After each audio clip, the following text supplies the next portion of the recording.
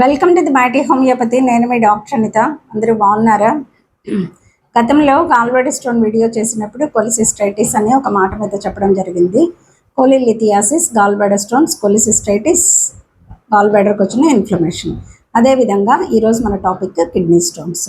Kidney stones, nephrolithiasis, కిడ్నీకి వచ్చిన infection acute pyelonephritis, chronic pyelonephritis. So pyelonephritis అనేది కిడ్నీలో ఉన్నటువంటి ఇన్ఫెక్షన్. ఈ విధంగా ఎప్పుడైనా డయాగ్నోసిస్ మీ డాక్టర్ రాసినప్పుడు, స్కానింగ్ తీసినప్పుడు ఎవరో కంగారు పడకుండా కంప్లైంట్స్ గురించి ఫస్ట్ అవగాహన అనేది పెంచుకోండి.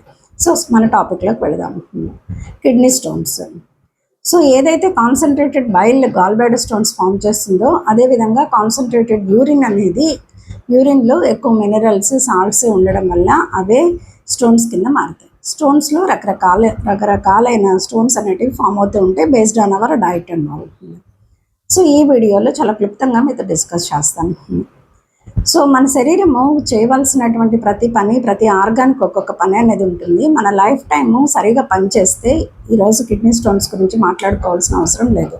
సో కిడ్నీలో ఎన్నో మిలియన్స్ నెఫ్రాన్స్ ఉంటాయి, అంటే ఫిల్టర్స్ ఉంటాయి. అవి లైఫ్ టైము మనం తీసుకున్నటువంటి ఆహార పదార్థాల్లో ఉన్న డేబ్రీస్, ఏదైతే పెద్ద పదార్థాలు ఉన్నాయో వాటిని అన్నిటినీ సరైన రూపంలో ఫిల్టర్ చేసి యూరిన్ ద్వారా బయటకు పంపించడం అనేది దట్ ఈస్ గుడ్. సో ఎక్కడైనా ఈ నెఫ్రాన్స్లో కానీ కిడ్నీలో కానీ ఏదైనా చిన్న తేడా వస్తే తప్పకుండా ఇవి స్టోన్స్ ఫామ్లో ఫామ్ అవ్వడము, ఆ స్టోన్స్ ఉండడం వల్ల రకరకాల కిడ్నీ ఇన్ఫెక్షన్స్ రావడము, ఇంకా కొంతమందిలో క్రియాటిన్ వాల్యూస్ పెరగడం కూడా జరుగుతూ ఉంది. అదే acute kidney disease, chronic kidney disease కింద కూడా మారుతుంది.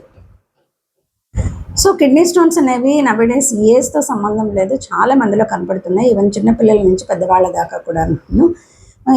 రావడానికి ఫస్ట్ కారణాలు తెలుసుకుంటే ఇందులో 3 రకాలు. పారాథైరాయిడ్ హార్మోన్లో తేడాలు ఉండడం వల్ల కూడా స్టోన్స్ టెండెన్సీ అనేది ఉంటుంది.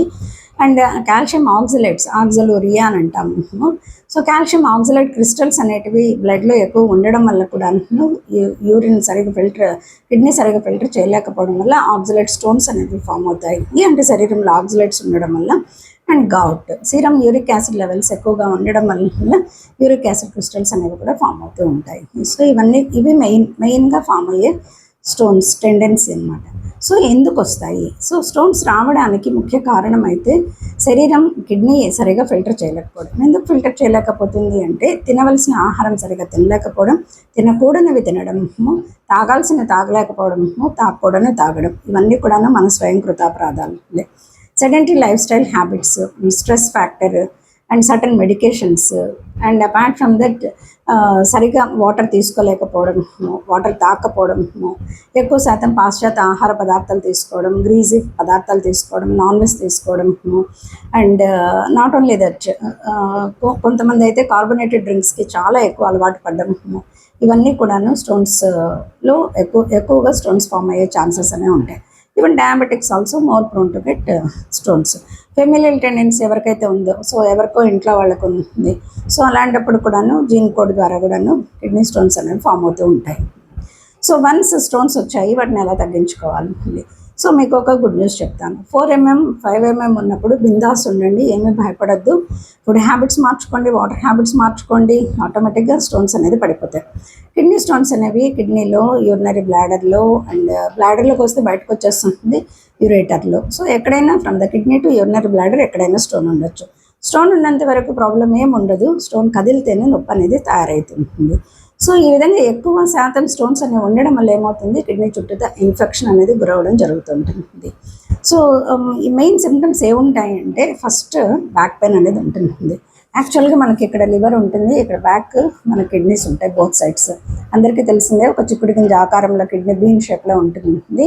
సో ఇక్కడ ఈ స్టోన్స్ ఫామ్ అయినప్పుడు ఏంటంటే ఈ ఏరియా ఎగ్జాక్ట్లీ ఇది రైట్ హైపోకాండ్రియం అంటాం, దీనికి opposite area exactly back side pain రావడం అనేది జరుగుతుంది.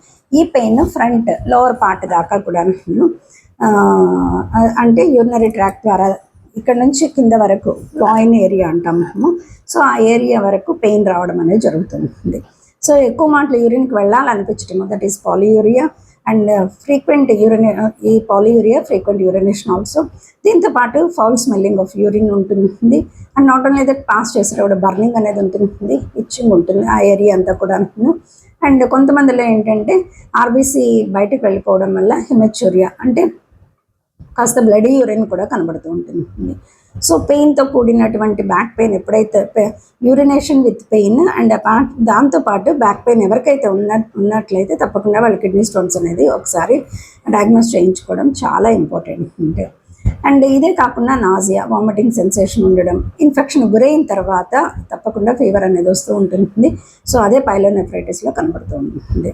సో వన్స్ స్టోన్స్ వచ్చాయి ఏం చేయాలి? సో ఇక్కడ హోమియోపతి రోల్ గురించి నేను మీతో మాట్లాడతాను. హోమియోపతిలో ది బెస్ట్ మెడిసిన్స్ అనేవి అందుబాటులో ఉన్నాయని నేను చాలా వీడియోస్లో మీతో చెప్తూ వచ్చాను.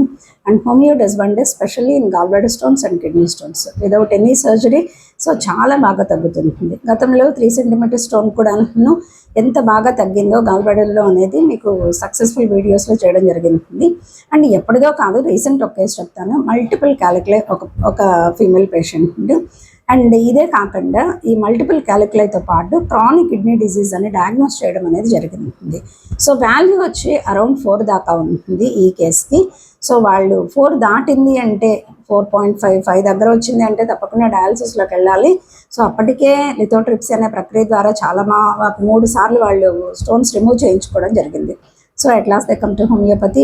ఎలా ఉంటుంది ఏంటి ఒకసారి చూద్దాం అనేసి సో వాళ్ళకి ఒకటే చెప్పాను, 3 months కంపల్సరీ వాడాలి ట్రీట్మెంట్, తప్పకుండా తగ్గుతుంది.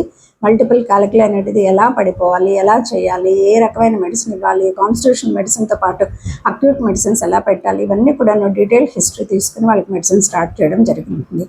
సరిగ్గా 3 weeks గడిచింది. మొన్న టెస్ట్ చేయించాను. 2.7 అనేది క్రియాటినిన్ రావడం జరిగింది. And not only that, stones కూడాను ఎక్కడైతే మల్టిపుల్ ఉన్నాయో చిన్న స్టోన్స్ అయితే ఏమీ కనపట్టలేదు. సో తప్పకుండా ఇక ఫర్దర్ ట్రీట్మెంట్లో ఉన్న క్రియాటినిన్ వాల్యూ కూడాను తప్పకుండా బిలో 1 వస్తుంది.